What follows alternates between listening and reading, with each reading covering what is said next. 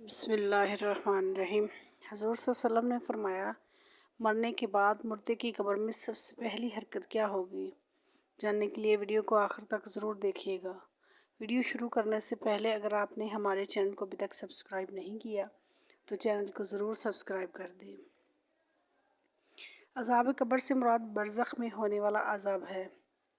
اسے عذاب قبر اس لیے کہا جاتا ہے کہ عام طور پر میت کو قبر میں ہی دفن کیا جاتا ہے، ورنہ جسے اللہ تعالیٰ نے عذاب دینے کا ارادہ فرمایا ہے اسے عذاب ضرور ہوگا، چاہے وہ قبر میں دفن ہو یا نہ ہو، خواہ اسے درندوں نے کھا لیا ہو یا اسے جلا کر اس کی خاک ہوا میں اڑا دی گئی ہو۔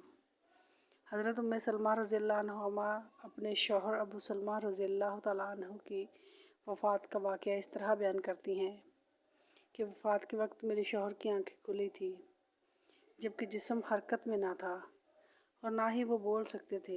کسی نے رسول اللہ صلی اللہ علیہ وسلم کو میرے شوہر کی اس حالت کی خبر دی تو آپ صلی اللہ علیہ وسلم ہمارے گھر تشریف لائے۔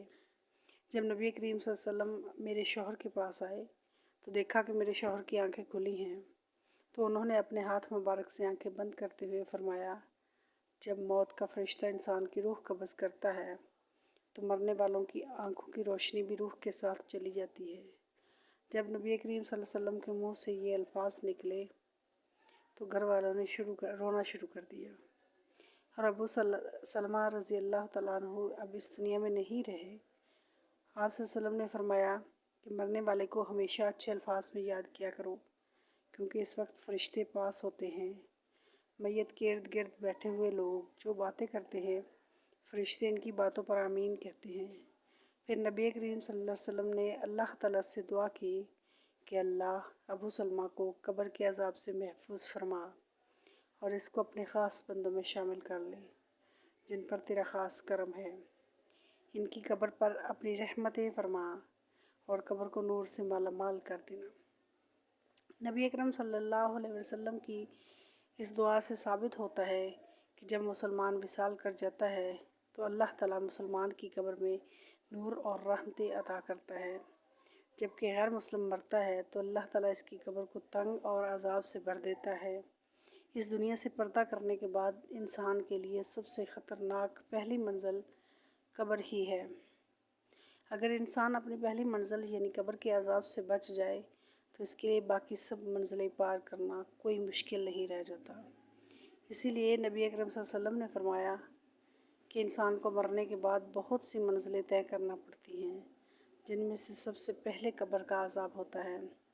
اگر انسان قبر کی سختی سے بچ جائے تو دوسری منزلیں اس کے لیے آسان ہو جاتی ہیں۔ ایک دفعہ نبی کریم صلی اللہ علیہ وسلم قبرستان سے جا رہے تھے تو رسول اکرم صلی اللہ علیہ وسلم نے قبر کا عذاب بیان کرتے ہوئے فرمایا کہ مجھے اگر اس بات کا ڈر نہ ہوتا کہ تم میت کو قبر میں دفنانا چھوڑ دو گے تو میں اپنے رب کریم سے دعا فرماتا کہ تم لوگوں کو بھی قبر کے عذاب سے آگاہ کر دیتا۔ بالکل اسی طرح جس طرح میں دیکھ رہا ہوں اور سن رہا ہوں، آپ صلی اللہ علیہ وسلم جب صحابہ کرام کو قبر کے عذاب سے آگاہ کرتے تو سب کے رونگٹے کھڑے ہو جاتے۔ حضرت محمد صلی اللہ علیہ وسلم کا فرمان ہے کہ مرنے کے بعد قبر انسان کی پہلی سیڑھی ہے۔ جس بندے کی یہ منزل آسان ہو گئی تو باقی سب منزلیں اس کے لیے آسان کر دی جاتی ہیں۔ جس نے اس منزل سے آسانی حاصل نہ کی تو اس کے لیے دوسری منزلیں عبور کرنا بہت مشکل ہو جاتا ہے۔ نبی کریم صلی اللہ علیہ وسلم نے فرمایا کہ میں نے آج تک قبر سے سخت ترین منظر کبھی نہیں دیکھا۔ نبی کریم صلی اللہ علیہ وسلم کا فرمان مبارک ہے کہ میت کو جب قبر میں داخل کر کے گھر کی طرف لوٹتے ہیں تو میت لوگوں کے چلنے کی آواز کو اچھی طرح سن رہی ہوتی ہے۔ اگر مرنے والا سچا مسلمان ہے تو نماز اس کے سر کی طرف، روزہ اس کی دائیں طرف، زکوٰۃ اس کی بائیں طرف اور دوسرے جتنے بھی اس کے نیک اعمال ہوتے ہیں وہ اس کے پاؤں کی طرف سے آ جاتے ہیں۔ اور جب بھی قبر کا عذاب اس کے پاس آتا ہے تو نماز، روزہ، حج، زکوٰۃ، صدقہ و خیرات اس کے نیک اعمال اس کی حفاظت کرتے ہیں۔ پھر اس سے کہا جاتا ہے کہ بیٹھ جاؤ، چنانچہ وہ بیٹھ جاتا ہے۔ اس کو سورج ایسے دکھائی دیتا ہے جیسے غروب ہونے کو ہے۔ پھر اس سے کہا جاتا ہے کہ تم اس شخص کے بارے میں جو تم میں مبعوث ہوا تھا کیا کہتے ہوئے؟ اس کے متعلق گواہی دیتے ہو؟ وہ کہتا ہے مجھے ذرا نماز پڑھ لینے دو۔ اسے کہا جاتا ہے کہ تم عنقریب یہ کام کر لو گے۔ پہلے اس سوال کا جواب دو کہ تم اس شخص کے بارے میں جو تمہیں مبعوث ہوا تھا کیا کہتے ہو، کیا گواہی دیتے ہو؟ وہ گواہی دے گا کہ رسول اللہ صلی اللہ علیہ وسلم اللہ کے آخری نبی ہیں جو اللہ تعالیٰ کا دین لے کر تشریف لائے۔ پھر اس سے بولا جائے گا کہ اس یقین کے ساتھ تم حیات رہے اور اس پر دنیا سے اٹھا لیا گیا اور اسی کے ساتھ تم کو دوبارہ زندہ کیا جائے گا۔ ان سب باتوں کے بعد اس کے لیے جنت کا دروازہ کھولا جاتا ہے۔ وہ قبر میں ہی جنت کو دیکھ کر بہت خوش ہوتا ہے۔ پھر اس کو جہنم کا دروازہ کھول کر دکھایا جاتا ہے اور کہا جاتا ہے اگر تیرے اعمال اچھے نہ ہوتے تو تم کو جہنم کے گہرے حصے میں ڈال دیا جاتا تھا۔ نیک بندے کی قبر کو اللہ تعالیٰ کشادہ اور نور سے منور فرما دیتا ہے۔ روح کو اعلیٰ قسم کا عطر لگا کر پاکیزہ جگہ رکھ دیا جاتا ہے۔ غیر مسلم کے بارے میں یہ فرمان ہے کہ جب قبر کا عذاب ان کے جسم پر آتا ہے تو ان کے ارد گرد کوئی بھی نیک اعمال نہیں ہوتے جو ان کی حفاظت کر سکے، لیکن پھر اس کافر کو حکم دیا جاتا ہے کہ یہاں پر بیٹھ جاؤ تو وہ ڈرتا ڈرتا بیٹھ جاتا ہے۔ اس کو آخری نبی صلی اللہ علیہ وسلم کے بارے میں پوچھا جائے گا تو وہ کچھ نہیں بتا سکے گا کہ یہ کون ہے۔ پھر ان کو محمد صلی اللہ علیہ وسلم کے بارے میں بتایا جائے گا تو وہ جواب دے گا کہ میرے علم میں نہیں ہے کہ محمد صلی اللہ علیہ وسلم کون ہے۔ پھر اس کو فرمایا جائے گا کہ تو دنیا میں غیر مسلم تھا، غیر مسلم مرا اور غیر مسلم ہی دوبارہ زندہ ہوگا۔ اس کو جنت کا دروازہ کھول کر دکھایا جاتا ہے اور کہا جاتا ہے کہ اگر تیرے نیک اعمال ہوتے تو تجھ کو ہمیشہ کے لیے جنت میں گھر مل جاتا۔ پھر اس کو وہاں سے جہنم میں لے جایا جائے گا اور کہا جائے گا کہ تو نے ہمیشہ ہی گناہوں کو پسند کیا، اس لیے تیرا ٹھکانہ یہ جہنم ہے۔ وہ جہنم کو دیکھ کر حیران ہوگا اور کہے گا کہ کاش میرا بھی نامہ اعمال نیک ہوتا اور مجھے جنت میں داخل کر دیا جاتا۔ پھر اللہ تعالیٰ اس کافر کی قبر کے چاروں طرف کو آپس میں ملا دے گا کہ اس کی پسلیاں ریزہ ریزہ ہو جائیں گی۔ اللہ تعالیٰ کا فرمان ہے کہ جو بندہ میرے بتائے ہوئے کاموں پر عمل نہیں کرے گا تو میں اس کے لیے قبر کو تنگ کر دوں گا۔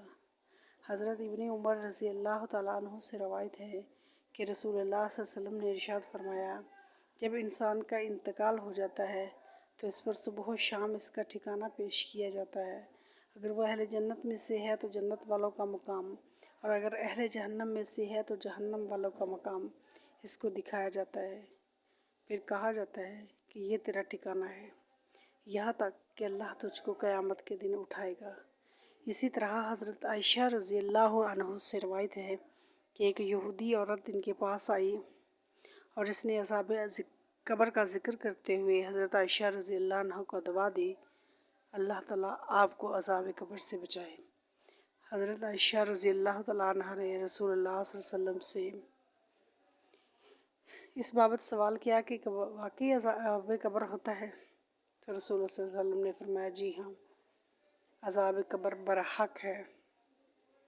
حضرت عائشہ رضی اللہ تعالیٰ عنہ فرماتی ہیں اس کے بعد میں نے رسول اللہ صلی اللہ علیہ وسلم کو ہمیشہ دیکھا کہ ہر نماز میں آپ عذاب قبر سے پناہ مانگتے ہیں۔ حضرت قتادہ رحمۃ اللہ علیہ فرماتے ہیں کہ اللہ تعالیٰ کے عذاب قبر کے بعد 3 حصے ہیں، 1/3 عذاب پیشاب سے نہ بچنے کے سبب، 1/3 غیبت کے سبب اور 1/3 چغل خوری کے سبب۔ اللہ تعالیٰ ہمیں قبر کی سختیوں اور عذاب سے محفوظ رکھے، ہمیں قبر میں نبی کریم صلی اللہ علیہ وسلم کی پہچان نصیب فرمائے، آمین ثم آمین۔ کمنٹ سیکشن میں عام میں لکھنا مت بھولیے گا۔ میرے چینل کو سبسکرائب کیجیے، ویڈیو کو لائک اور شیئر کیجیے۔ والسلام۔